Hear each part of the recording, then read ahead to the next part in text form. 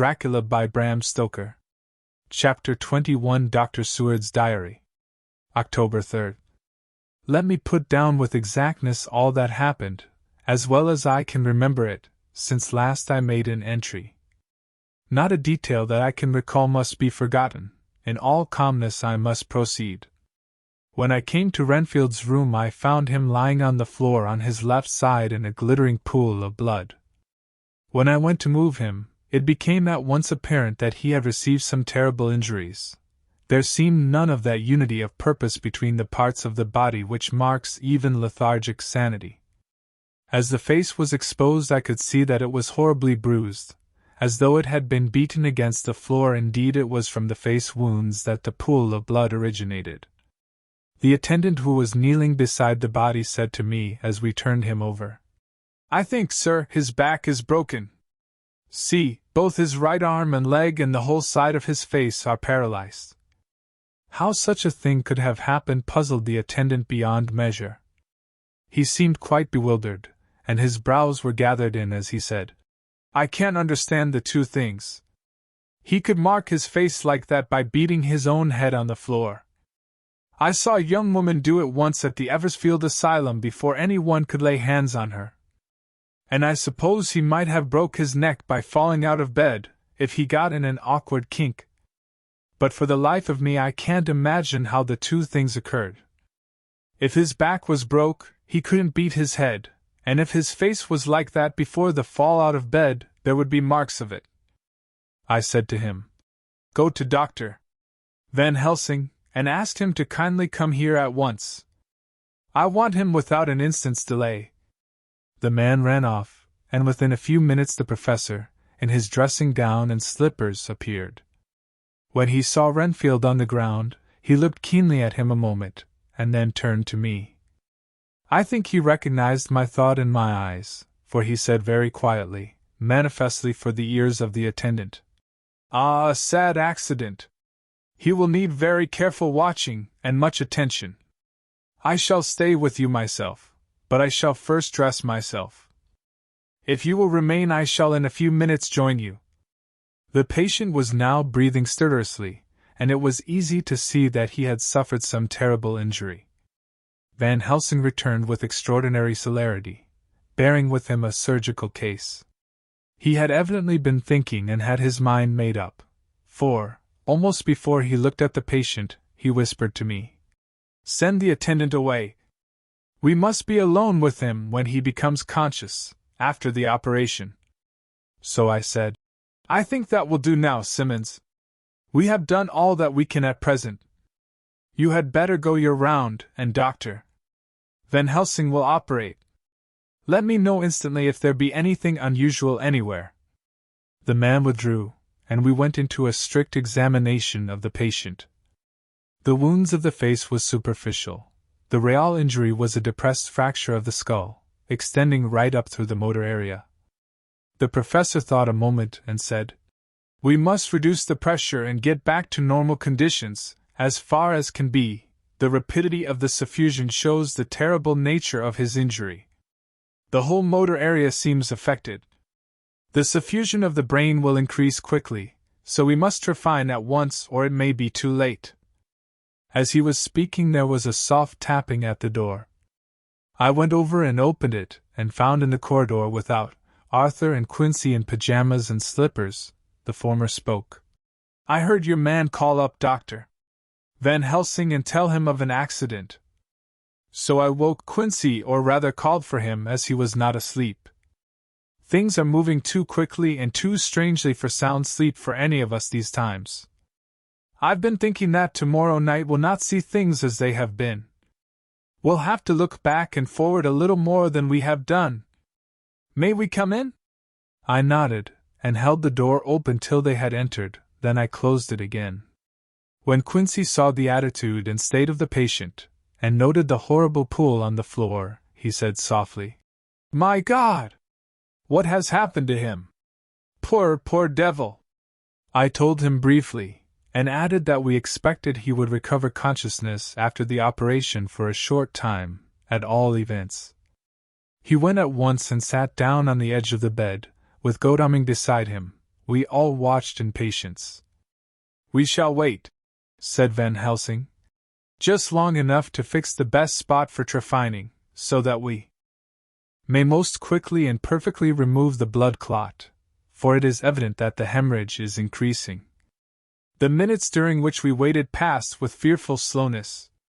I had a horrible sinking in my heart, and from Van Helsing's face I gathered that he felt some fear or apprehension as to what was to come. I dreaded the words that Renfield might speak. I was positively afraid to think, but the conviction of what was coming was on me, as I have read of men who have heard the death watch. The poor man's breathing came in uncertain gasps. Each instant he seemed as though he would open his eyes and speak, but then would follow a prolonged stertorous breath, and he would relapse into a more fixed insensibility. Inured as I was to sick beds and death, this suspense grew, and grew upon me. I could almost hear the beating of my own heart, and the blood surging through my temples sounded like blows from a hammer. The silence finally became agonizing. I looked at my companions, one after another, and saw from their flushed faces and damp brows that they were enduring equal torture. There was a nervous suspense over us all, as though overhead some dread bell would peal out powerfully when we should least expect it. At last there came a time when it was evident that the patient was sinking fast. He might die at any moment. I looked up at the professor and caught his eyes fixed on mine. His face was sternly set as he spoke. "There is no time to lose. His words may be worth many lives. I have been thinking so, as I stood here. It may be there is a soul at stake. We shall operate just above the ear." Without another word he made the operation.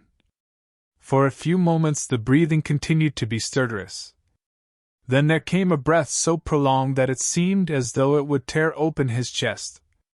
Suddenly his eyes opened, and became fixed in a wild, helpless stare. This was continued for a few moments, then it softened into a glad surprise, and from the lips came a sigh of relief. He moved convulsively, and as he did so said, "I'll be quiet, doctor. Tell them to take off the strait waistcoat. I have had a terrible dream, and it has left me so weak that I cannot move. What's wrong with my face? It feels all swollen, and it smarts dreadfully." He tried to turn his head, but even with the effort his eyes seemed to grow glassy again, so I gently put it back. Then Van Helsing said in a quiet, grave tone, "Tell us your dream, Mr. Renfield." As he heard the voice his face brightened through its mutilation, and he said, "That is Dr. Van Helsing. How good it is of you to be here. Give me some water, my lips are dry, and I shall try to tell you. I dreamed." He stopped and seemed fainting. I called quietly to Quincy. "The brandy, it is in my study, quick." He flew and returned with a glass, the decanter of brandy and a carafe of water. We moistened the parched lips, and the patient quickly revived. It seemed, however, that his poor injured brain had been working in the interval, for, when he was quite conscious, he looked at me piercingly with an agonized confusion which I shall never forget, and said, "I must not deceive myself. It was no dream, but all a grim reality." Then his eyes roved round the room. As they caught sight of the two figures sitting patiently on the edge of the bed, he went on, "If I were not sure already, I would know from them." For an instant his eyes closed, not with pain or sleep but voluntarily, as though he were bringing all his faculties to bear. When he opened them he said, hurriedly, and with more energy than he had yet displayed, "Quick, doctor, quick! I am dying. I feel that I have but a few minutes, and then I must go back to death or worse. Wet my lips with brandy again. I have something that I must say before I die, or before my poor crushed brain dies anyhow." "Thank you." "It was that night after you left me, when I implored you to let me go away. I couldn't speak then, for I felt my tongue was tied, but I was as sane then, except in that way, as I am now. I was in an agony of despair for a long time after you left me. It seemed hours. Then there came a sudden peace to me. My brain seemed to become cool again, and I realized where I was. I heard the dogs bark behind our house, but not where he was. As he spoke, Van Helsing's eyes never blinked, but his hand came out and met mine and gripped it hard. He did not, however, betray himself. He nodded slightly and said, "Go on," in a low voice. Renfield proceeded. He came up to the window in the mist, as I had seen him often before, but he was solid.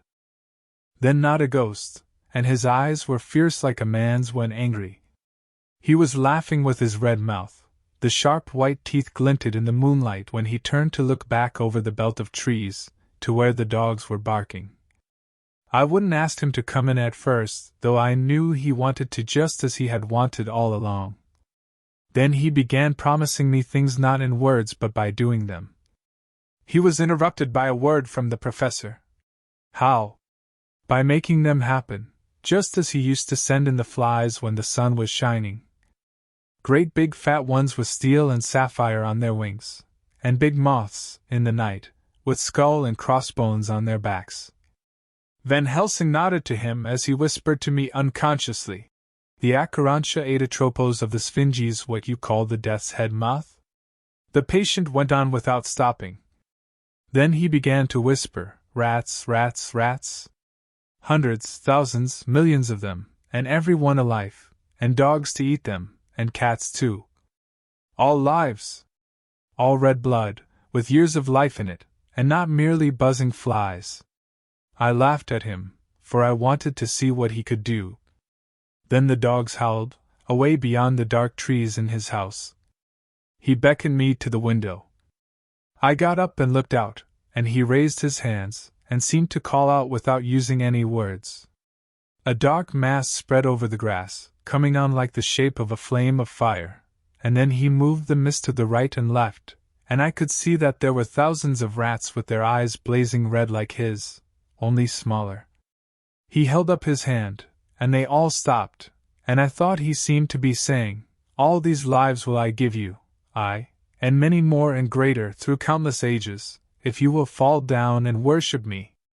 And then a red cloud, like the color of blood, seemed to close over my eyes, and before I knew what I was doing, I found myself opening the sash and saying to him, "Come in, Lord and Master."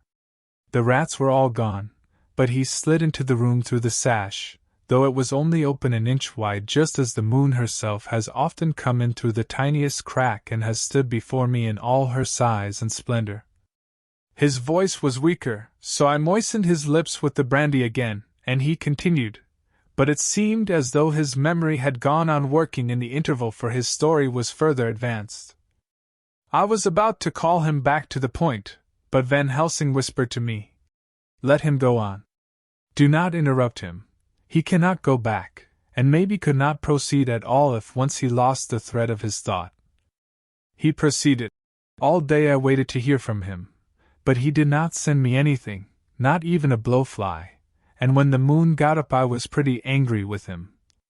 When he slid in through the window, though it was shut, and did not even knock, I got mad with him. He sneered at me, and his white face looked out of the mist with his red eyes gleaming, and he went on as though he owned the whole place, and I was no one. He didn't even smell the same as he went by me. I couldn't hold him. I thought that, somehow, Mrs. Harker had come into the room.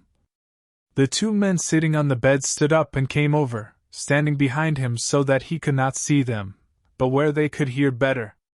They were both silent, but the professor started and quivered.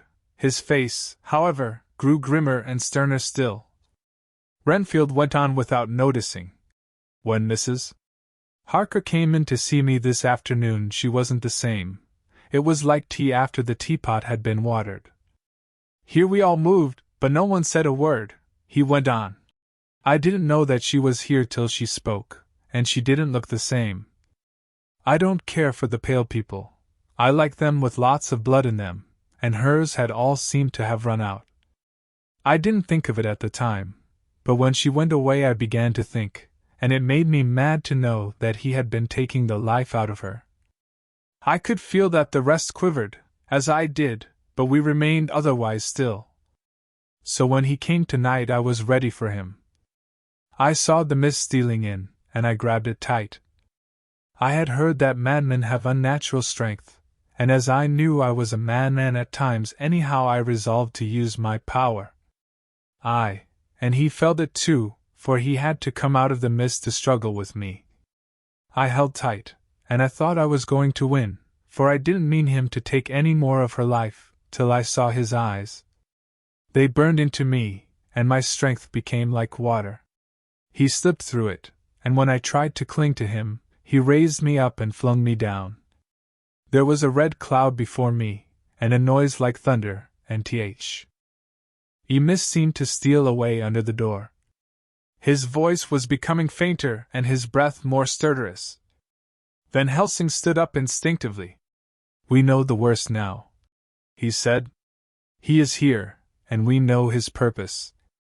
It may not be too late. Let us be armed the same as we were the other night, but lose no time. There is not an instant to spare." There was no need to put our fear, nay our conviction, into words. We shared them in common. We all hurried and took from our rooms the same things that we had when we entered the Count's house. The professor had his ready, and as we met in the corridor he pointed to them significantly as he said, "They never leave me, and they shall not till this unhappy business is over. Be wise also, my friends. It is no common enemy that we deal with. Alas! Alas! That dear Madam Mina should suffer." He stopped. His voice was breaking, and I do not know if rage or terror predominated in my own heart.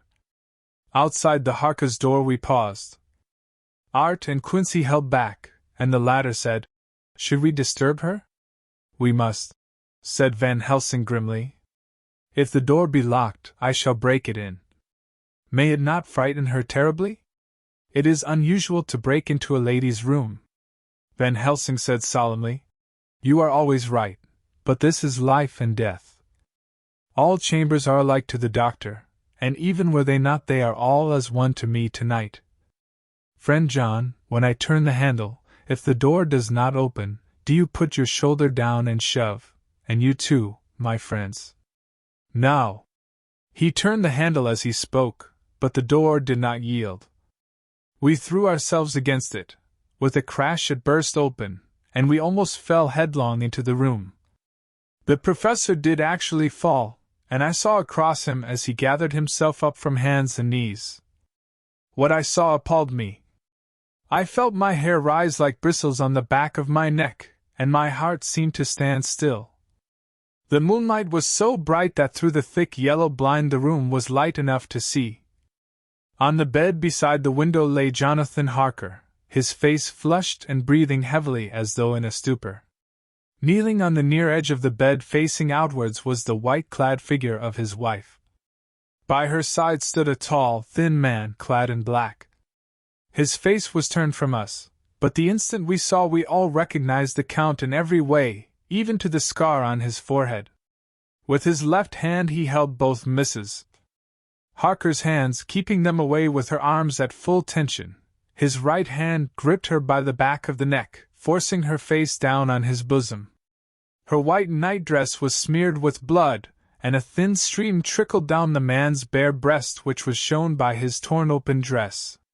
The attitude of the two had a terrible resemblance to a child forcing a kitten's nose into a saucer of milk to compel it to drink. As we burst into the room, the Count turned his face, and the hellish look that I had heard described seemed to leap into it. His eyes flamed red with devilish passion, the great nostrils of the white aquiline nose opened wide and quivered at the edge, and the white sharp teeth, behind the full lips of the blood-dripping mouth, champed together like those of a wild beast. With a wrench, which threw his victim back upon the bed as though hurled from a height, he turned and sprang at us. But by this time the professor had gained his feet, and was holding towards him the envelope which contained the sacred wafer. The Count suddenly stopped, just as poor Lucy had done outside the tomb, and cowered back. Further and further back he cowered, as we, lifting our crucifixes, advanced. The moonlight suddenly failed, as a great black cloud sailed across the sky, and when the gaslight sprang up under Quincy's match, we saw nothing but a faint vapor. This, as we looked, trailed under the door, which with the recoil from its bursting open, had swung back to its old position. Van Helsing art, and I moved forward to Mrs. Harker, who by this time had drawn her breath and with it had given a scream so wild, so ear-piercing, so despairing that it seems to me now that it will ring in my ears till my dying day. For a few seconds she lay in her helpless attitude and disarray. Her face was ghastly, with a pallor which was accentuated by the blood which smeared her lips and cheeks and chin. From her throat trickled a thin stream of blood. Her eyes were mad with terror. Then she put before her face her poor crushed hands, which bore on their whiteness the red mark of the Count's terrible grip, and from behind them came a low desolate wail which made the terrible scream seem only the quick expression of an endless grief. Van Helsing stepped forward and drew the coverlet gently over her body, whilst Art, after looking at her face for an instant despairingly, ran out of the room. Van Helsing whispered to me, "Jonathan is in a stupor such as we know the vampire can produce. We can do nothing with poor Madame Mina for a few moments till she recovers herself. I must wake him." He dipped the end of a towel in cold water and with it began to flick him on the face, his wife all the while holding her face between her hands and sobbing in a way that was heartbreaking to hear. I raised the blind and looked out of the window. There was much moonshine, and as I looked I could see Quincy Morris run across the lawn and hide himself in the shadow of a great yew tree. It puzzled me to think why he was doing this, but at the instant I heard Harker's quick exclamation as he woke to partial consciousness and turned to the bed. On his face, as there might well be, was a look of wild amazement. He seemed dazed for a few seconds, and then full consciousness seemed to burst upon him all at once, and he started up. His wife was aroused by the quick movement, and turned to him with her arms stretched out, as though to embrace him. Instantly, however, she drew them in again, and putting her elbows together, held her hands before her face, and shuddered till the bed beneath her shook. "In God's name, what does this mean?" Harker cried out. "Doctor! Seward, doctor! Van Helsing, what is it? What has happened? What is wrong? Mina, dear, what is it? What does that blood mean? My God, my God! Has it come to this?" And raising himself to his knees, he beat his hands wildly together. "Good God, help us! Help her! Oh, help her!" With a quick movement he jumped from bed, and began to pull on his clothes, all the man in him awake at the need for instant exertion. "What has happened? Tell me all about it!" he cried without pausing. "Doctor! Van Helsing, you love Mina, I know. Oh, do something to save her. It cannot have gone too far yet. Guard her while I look for him." His wife, through her terror and horror and distress, saw some sure danger to him. Instantly forgetting her own grief, she seized hold of him, and cried out, "No! No! Jonathan, you must not leave me. I have suffered enough tonight, God knows, without the dread of his harming you. You must stay with me. Stay with these friends who will watch over you." Her expression became frantic as she spoke, and he yielding to her, she pulled him down sitting on the bedside, and clung to him fiercely. Van Helsing and I tried to calm them both. The professor held up his little golden crucifix, and said with wonderful calmness, "Do not fear, my dear. We are here, and whilst this is close to you no foul thing can approach. You are safe for tonight, and we must be calm and take counsel together." She shuddered and was silent, holding down her head on her husband's breast. When she raised it, his white nightrobe was stained with blood where her lips had touched, and where the thin open wound in her neck had sent forth drops. The instant she saw it she drew back, with a low wail, and whispered, amidst choking sobs, "Unclean! Unclean! I must touch him or kiss him no more.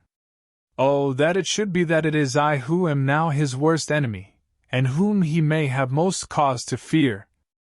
To this he spoke out resolutely. "Nonsense, Mina! It is a shame to me to hear such a word. I would not hear it of you, and I shall not hear it from you. May God judge me by my deserts, and punish me with more bitter suffering than even this hour, if by any act or will of mine anything ever come between us. He put out his arms and folded her to his breast, and for a while she lay there sobbing. He looked at us over her bowed head, with eyes that blinked damply above his quivering nostrils. His mouth was set as steel. After a while her sobs became less frequent and more faint, and then he said to me, speaking with a studied calmness which I felt tried his nervous power to the utmost, "And now, Dr. Seward, tell me all about it. Too well I know the broad fact. Tell me all that has been." I told him exactly what had happened, and he listened with seeming impassiveness. But his nostrils twitched, and his eyes blazed as I told how the ruthless hands of the Count had held his wife in that terrible and horrid position, with her mouth to the open wound in his breast. It interested me, even at that moment, to see that, whilst the face of white-set passion worked convulsively over the bowed head, the hands tenderly and lovingly stroked the ruffled hair. Just as I had finished, Quinn, Sui and Godalming knocked at the door. They entered in obedience to our summons. Van Helsing looked at me questioningly. I understood him to mean if we were to take advantage of their coming to divert if possible the thoughts of the unhappy husband and wife from each other and from themselves. So on nodding acquiescence to him he asked them what they had seen or done. To which Lord Godalming answered, "I could not see him anywhere in the passage, or in any of our rooms. I looked in the study but, though he had been there, he had gone. He had, however—" He stopped suddenly, looking at the poor drooping figure on the bed. Van Helsing said gravely, "Go on, friend Arthur. We want here no more concealments. Our hope now is in knowing all. Tell freely." So Art went on. He had been there, and though it could only have been for a few seconds, he made rare hay of the place. All the manuscript had been burned, and the blue flames were flickering amongst the white ashes. The cylinders of your phonograph too were thrown on the fire, and the wax had helped the flames. Here I interrupted. "Thank God there is the other copy in the safe." His face lit for a moment, but fell again as he went on. I ran downstairs then, but could see no sign of him. I looked into Renfield's room, but there was no trace there except— Again he paused. "Go on," said Harker hoarsely, so he bowed his head and moistening his lips with his tongue added, "Except that the poor fellow is dead. Mrs. Harker raised her head. Looking from one to the other of us, she said solemnly, "God's will be done." I could not but feel that Art was keeping back something, but, as I took it that it was with a purpose, I said nothing. Van Helsing turned to Morris and asked, "And you, friend Quincy, have you any to tell?" "A little," he answered. "It may be much eventually, but at present I can't say. I thought it well to know if possible where the Count would go when he left the house.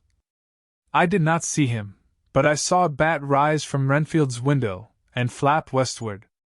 I expected to see him in some shape go back to Carfax, but he evidently sought some other lair.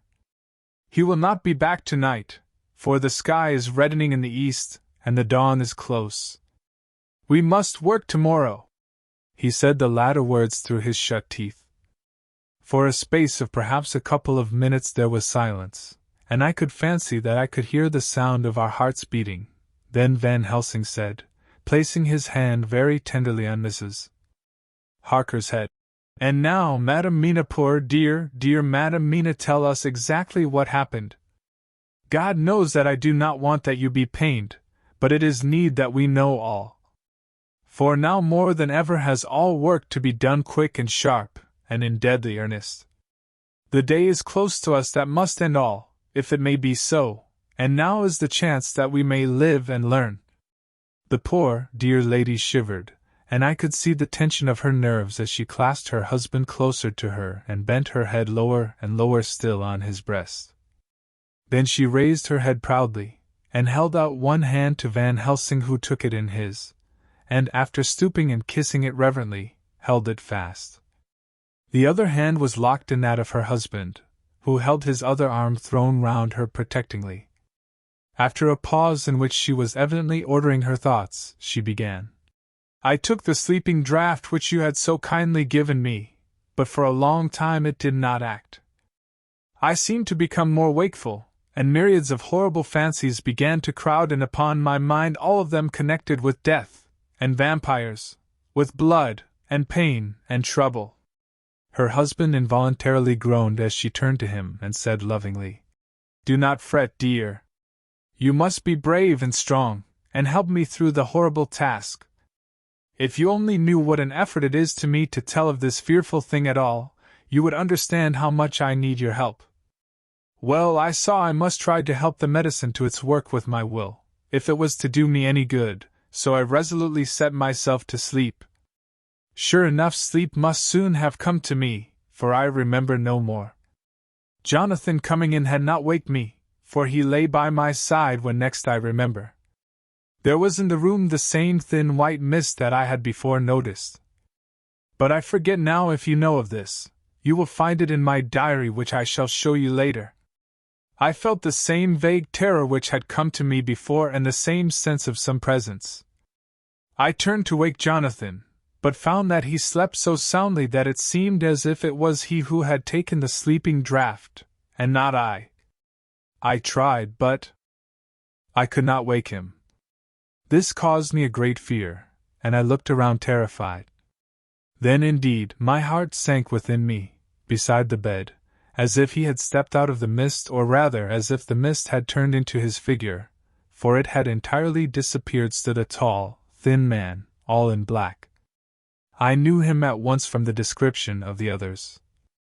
The waxen face, the high aquiline nose, on which the light fell in a thin white line, the parted red lips, with the sharp white teeth showing between, and the red eyes that I had seemed to see in the sunset on the windows of St. Mary's Church at Whitby. I knew, too, the red scar on his forehead where Jonathan had struck him. For an instant my heart stood still, and I would have screamed out, only that I was paralyzed. In the pause he spoke in a sort of keen, cutting whisper, pointing as he spoke to Jonathan. Silence! If you make a sound I shall take him and dash his brains out before your very eyes. I was appalled and was too bewildered to do or say anything. With a mocking smile, he placed one hand upon my shoulder and, holding me tight, bared my throat with the other, saying as he did so, First, a little refreshment to reward my exertions. You may as well be quiet. It is not the first time, or the second, that your veins have appeased my thirst. I was bewildered, and strangely enough, I did not want to hinder him. I suppose it is a part of the horrible curse that such is, when his touch is on his victim. And oh, my God, pity me! He placed his reeking lips upon my throat. Her husband groaned again. She clasped his hand harder, and looked at him pityingly, as if he were the injured one, and went on. I felt my strength fading away, and I was in a half-swoon. How long this horrible thing lasted I know not, but it seemed that a long time must have passed before he took his foul, awful, sneering mouth away. I saw it drip with the fresh blood. The remembrance seemed for a while to overpower her, and she drooped and would have sunk down but for her husband's sustaining arm. With a great effort she recovered herself and went on. Then he spoke to me mockingly, and so you, like the others, would play your brains against mine. You would help these men to hunt me and frustrate me in my designs. You know now, and they know in part already, and will know in full before long, what it is to cross my path. They should have kept their energies for use closer to home. Whilst they played wits against me who commanded nations, and intrigued for them, and fought for them, hundreds of years before they were born I was countermining them. And you, their best beloved one, are now to me, flesh of my flesh, blood of my blood, kin of my kin, my bountiful winepress for a while, and shall be later on my companion and my helper. You shall be avenged in turn, for not one of them but shall minister to your needs. But as yet you are to be punished for what you have done. You have aided in thwarting me, Now you shall come to my call. When my brain says, come, to you, you shall cross land or sea to do my bidding, and to that end this. With that he pulled open his shirt, and with his long sharp nails opened a vein in his breast. When the blood began to spurt out, he took my hands in one of his, holding them tight, and with the other seized my neck and pressed my mouth to the wound, so that I must either suffocate or swallow some of the. Oh my God! My God! What have I done? What have I done to deserve such a fate, I who have tried to walk in meekness and righteousness all my days? God pity me! Look down on a poor soul in worse than mortal peril, and in mercy pity those to whom she is dear. Then she began to rub her lips as though to cleanse them from pollution. As she was telling her terrible story, the eastern sky began to quicken, and everything became more and more clear. Harker was still and quiet, but over his face, as the awful narrative went on, came a grey look which deepened and deepened in the morning light, till when the first red streak of the coming dawn shot up, the flesh stood darkly out against the whitening hair. We have arranged that one of us is to stay within call of the unhappy pair till we can meet together and arrange about taking action. Of this I am sure. The sun rises today on no more miserable house in all the great round of its daily course.